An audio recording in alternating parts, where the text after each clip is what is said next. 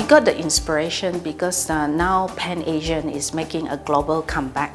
And I think this design, other than the previous Asian influence, I think this trend will come to stay because it incorporates a lot of Asian elements, but at the same time, it has a modern twist to it.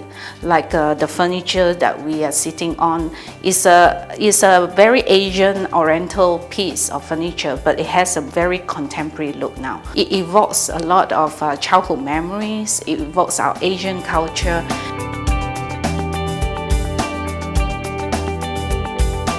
We always love Japanese because of the Zen influence. So with the Zen influence, we are trying to inculcate into the home in the elements of the architecture round window, the famous architecture windows, in the elements of the architecture roof. We wanted when people come home to feel that serenity, the tranquility and the peace that is very predominant in Japanese architecture and home. Very peaceful.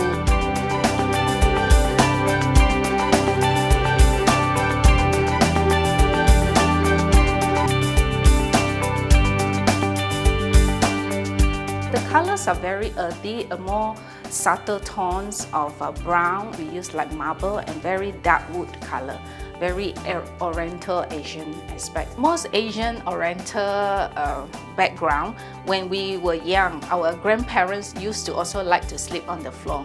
And they just used to like to sleep on a tin mattress because they want that connection between the earth and them. We got inspired by this idea that why don't we just create a room that can be a multi-function room. We actually incorporated 4 multi-function. One is a relaxed room that you have a relaxed chair, and it's a sturdy room where you can, it's almost like a home library.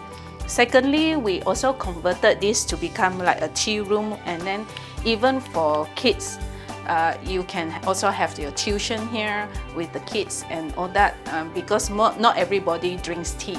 So it's a very multifunctional room, and then when it's converted to become things, we can open up this divan to become a platform bed. So you can then convert this into a guest room as well.